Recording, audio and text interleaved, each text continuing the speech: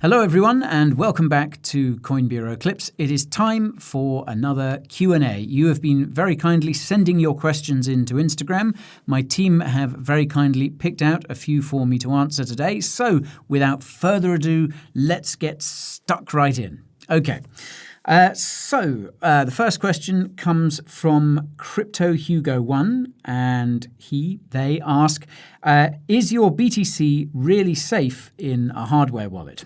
This is a good question, and this obviously in relation to what we've seen with Ledger recently. Now, the whole business with Ledger basically hinged on the fact that this new firmware upgrade that they're pushing in order for this Ledger Recover service would make it possible to export the private keys from your Ledger device that has this firmware installed. And this was the kind of big problem with it because, you know, as everyone had assumed up to then that a hardware wallet, it wasn't possible to export your private keys from a hardware wallet. And it left a lot of people wondering, well, is this something that's been possible all along? And I guess the big problem with Ledger was that its code isn't open source.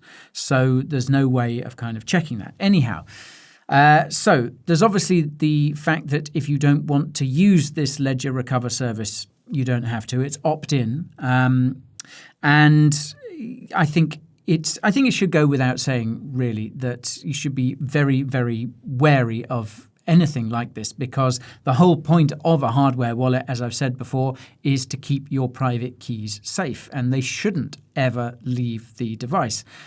As I've also said, I kind of understand what Ledger were trying to do here because a lot of crypto gets lost every single year through people losing their private keys, losing their seed phrase, losing access to their private keys because they've lost their seed phrase, I should say.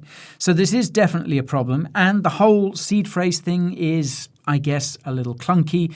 There is lots of margin for error. And I think Ledger were quite rightly trying to address this problem. They just didn't go about it in what I think is the right way. So to answer your question, Crypto Hugo, is your BTC really safe in a hardware wallet? I think a hardware wallet is still the safest place to keep your crypto. But you have to be extra careful. Make sure if you do get a firmware upgrade, make sure that you know what that firmware upgrade does. Because, as I say, your private keys, your seed phrase should never, ever leave that device.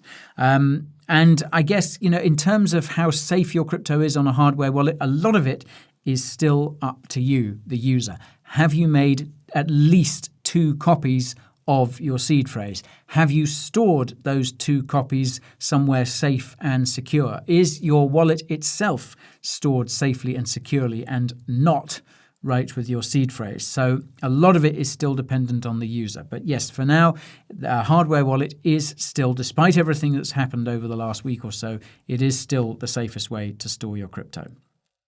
Okay, next question. Are we bearing witness to the death of the American empire, or can the US bounce back from this? And that's from Robin Overholzer. Good question, Robin. So I think there's so much talk at the moment, isn't there, about how the dollar's status as the world's reserve currency could be coming to an end, and there seems to be a general sense of America's place in the world declining slightly. Meanwhile, you've got China in particular that's been on the rise for a long time now, and I think also a big thing seems to be the emergence of a kind of new bloc, the BRICS, Brazil, Russia, India, China, and South Africa, possibly even Saudi Arabia, and maybe other countries as well. And obviously a lot of talk around a BRICS currency, which, well, we'll have to see. And it's interesting that you asked this question because at the moment I'm reading Ray Dalio's book, Principles for Dealing with the New World Order. And it discusses how, at many times throughout history, this process has repeated itself whereby one particular power, once upon a time it was the Dutch, then the British, and now the Americans have become the sort of dominant global power, enjoyed a fairly longish period of dominance, and then gone into decline as they're then gradually replaced by another power. And I think a lot of Ray Dalio's argument there is that China could now be poised to take that position over. So, but then you contrast that. Another book that I've read recently is Peter Zeihan's book, where he talks about. I'm trying to remember what Peter Zeihan's book's called. The End of the World is Just the Beginning. That's the one. Now, in this, he also talks about some of the problems facing not just the US but the world in general.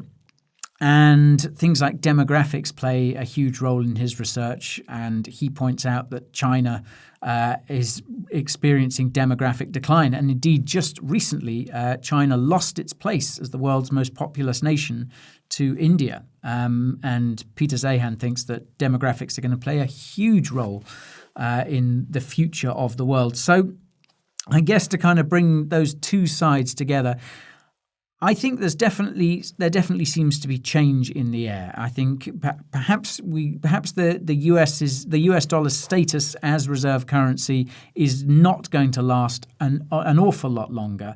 But I don't think it's necessarily going to be replaced. I think what we're more likely to see is other reserve currencies coming along, and we'll move into this situation whereby there are a number of different currencies: the dollar, perhaps the yuan, perhaps this BRICS currency, if it ever does materialize, perhaps something like the euro, or perhaps, ideally, Bitcoin. So can the US bounce back from this? I think yes. I think you write off the US at your peril. And one thing that Peter Zeihan points out a lot, and other people have pointed out too, is that the US not only has the world's biggest economy now, but is also blessed with a heck of a lot of natural resources. Its population, I think, is aging as well, but it kind of has access to young immigrant populations from kind of across Central and South America, which should sort of keep its population levels up. And it's also got the most incredible geography. It's got things like the Mississippi River system, which makes sort of transporting materials and manufacturing much, much easier. So yeah, I think although America's place in the world may be changing and others may be kind of rising, I think America's going to stay very powerful for a long time. Okay, Selvin D. Silva asks, will the US default on its debt? Moving swiftly from one US-focused thing to another. Okay, yeah, the debt ceiling deadline, the 1st of June, is less than a fortnight away now. For what it's worth, I don't think the US will default on its debt, but they're getting close, and I think they'll take it right to the wire. But I think all US politicians realize that if they don't raise the debt ceiling and the US does default, that is a disaster, and no one will forgive them for it. So I do expect them to reach a deal, but yeah, it's a crazy situation we find ourselves in, or the US finds itself in, and all the rest of us by extension. Anyway, okay, Surior 1999 asks, when Fed pause? Well, the next meeting is just about 3 weeks away. I think there's a decent chance, according to the CME tool, which I was looking at just yesterday. The majority of market participants believe that the Fed will pause at the next meeting. I think it's about 80% believe that. So I think there's a pretty decent likelihood that the Fed will pause. Having said that, it is all dependent on the data. This is what Jerome Powell said at his last press conference, and several Fed officials have come out recently and said that they would be willing to raise again another 25 basis points if the data showed that they need to do. So 13th of June is when the CPI, the latest CPI print comes out, and then the 14th of June is the Fed meeting. Wow. That is going to be a crazy couple of days. But yeah, I still think there's probably a better chance that the Fed will pause rather than raise, but there is still a decent chance of a raise. Okay.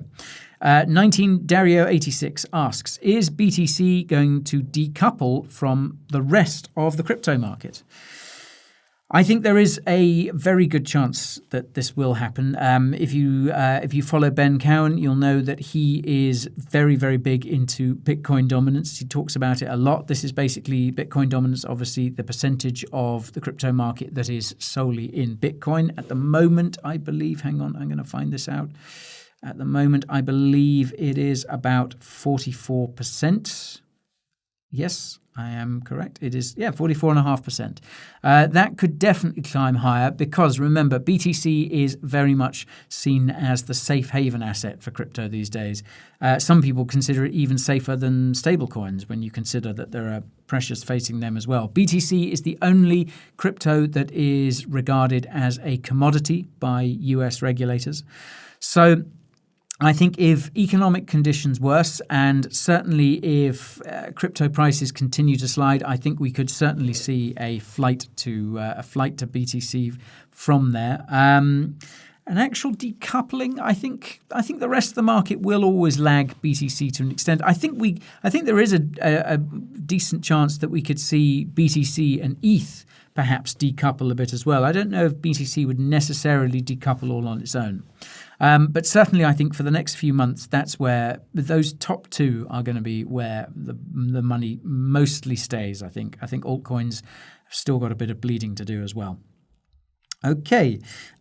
Pick.ish asks, hi, where to find out the latest crypto-related news in the UK? Okay, well, a lot of the good, I'll give you some of the crypto news sites that I look at. Obviously, a lot of them have a slight US focus, but I do feel that they're getting better there. So I'll give you three recommendations straight off the bounce. So the first one of my favorites, in fact, the one that I check first every day is CryptoSlate. They are actually based in the UK, but it's not just purely UK focused, obviously. So CryptoSlate, I think, is it's a great site anyway. They've got some great writers, great people there. But they're also very good at not being too US focused. So CryptoSlate is a good place to keep track of sort of crypto news from anywhere really, but the UK as well. Now, if you want a bit more of a UK slant, then if you know the paper City AM, they have a dedicated crypto section called Crypto AM.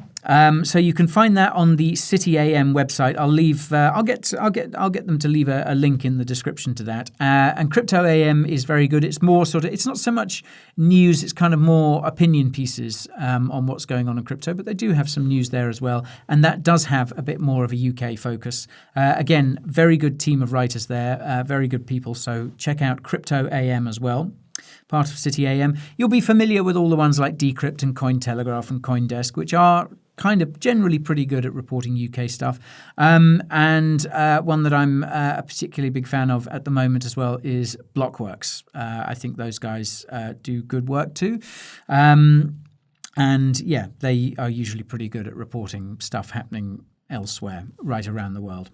Okay, so that is that question. Hang on, I skipped on to Blockworks there, and now I need to get back to the questions. Okay, Andy BMX asks, if the US sells their seized Bitcoin, can they avoid a debt default?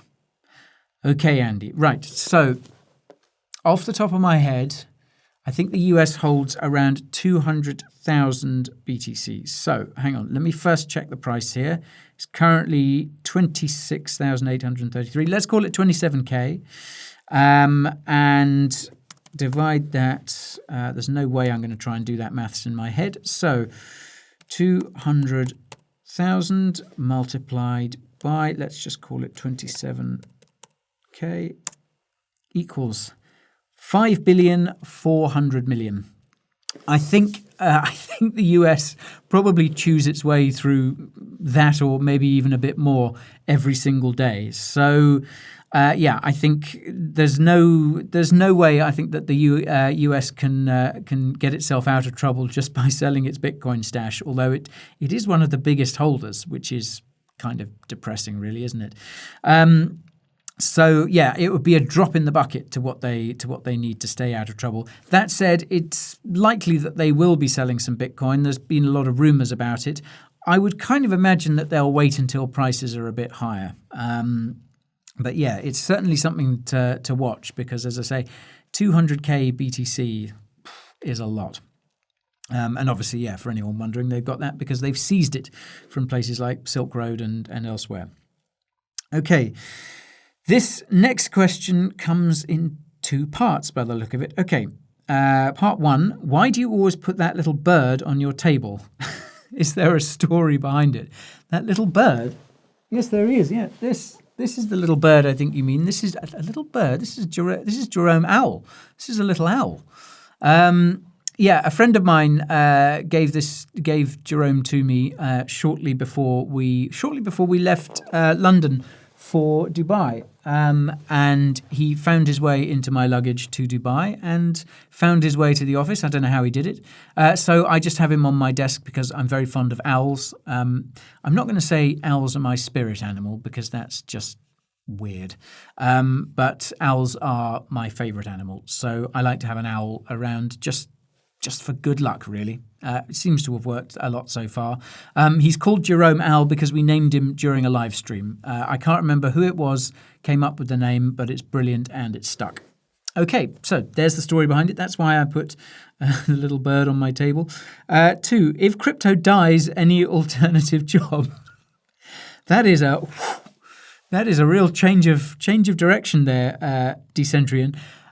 If crypto dies, any alternative job? I think I'll be, well, first up, I don't think crypto is going to die, fortunately. If it does, gosh, I guess I'd be kind of hard to employ if that was the case, because I don't think crypto would have the best reputation. So I guess I'd have to go and sort of do something very, what's the word? Very low key. I think I'd probably try and become a writer and maybe write about all the madness that had happened to make that happen to crypto. Okay, so let's move on. How do you prepare for altcoin season? Is Adria Arabia their question. Okay, how do you prepare for altcoin season? First up, the good news is that time is on your side. I think altcoin season is a long way off at the moment, but that's good because it gives you lots of time to do the first step, which is researching promising altcoins, using that time to dig into altcoin projects you think have a lot of potential, you think are going to solve a problem of some kind. So we're looking for utility. We're also looking for projects with good teams, with good tokenomics, with good, basically sort of good fundamentals. You can use all that time, all these months and months and months that we are away from altcoin season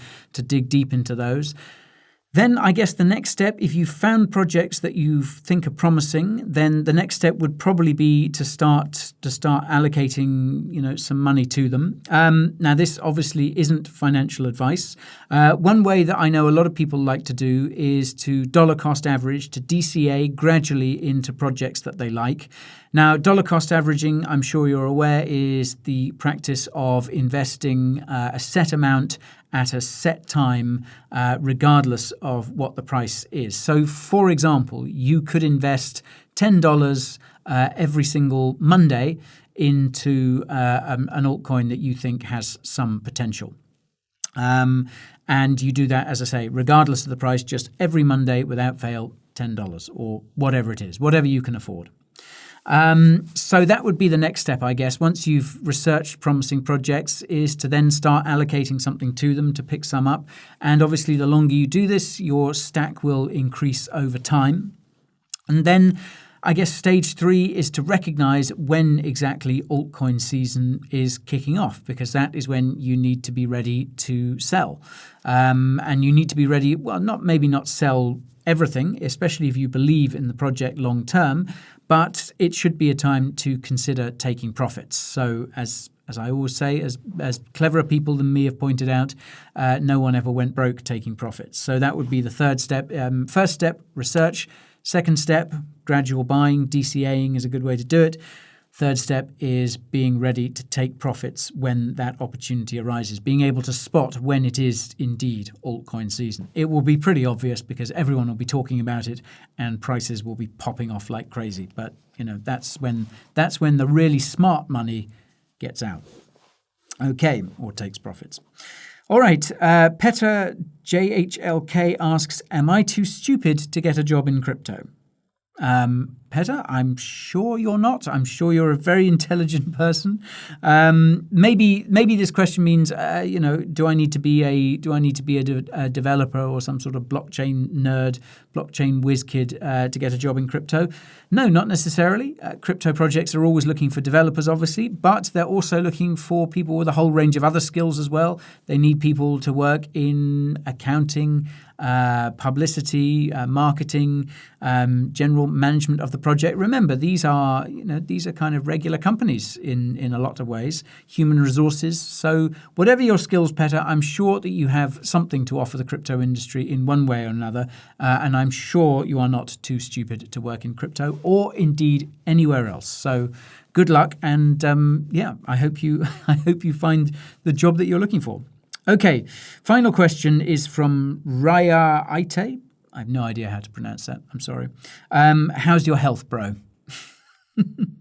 That's very nice of you to ask. I appreciate your concern. A few people have asked about my health, which is very nice. I appreciate it. It does make me slightly worried that perhaps I look ill? I hope not. Anyway, my health is generally pretty good. I'm into my 40s now, so I'm beginning to feel it.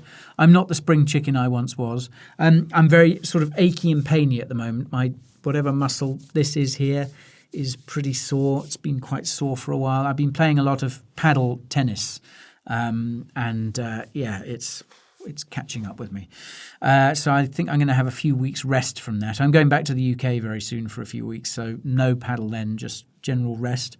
But yeah, other than a few aches and pains and the odd bad night's sleep, just because this is a job that sort of very much lives in your head 24/7. Other than that, I'm doing okay, thanks. And I hope all you guys are as well. Anyway, that's it for the questions today, folks. Thank you so much for sending them in. We will put out another shout on Instagram for more questions in the not-too-distant future. I might have a slightly more exotic location to bring you the next Q&A from, with a bit of luck. So do keep a lookout for that. We'll do another one of these very, very soon. And thank you all very much for watching. Look at that, Jerome. They were asking about you. I know. Well, I said what a vital cog in the Coin Bureau wheel you are. Yeah. Well, no, it's not all about you, Jerome. No, I don't think so. Maybe we should give you a bit of time away from the camera for a bit. Yeah, I think you're getting a little big for your boots.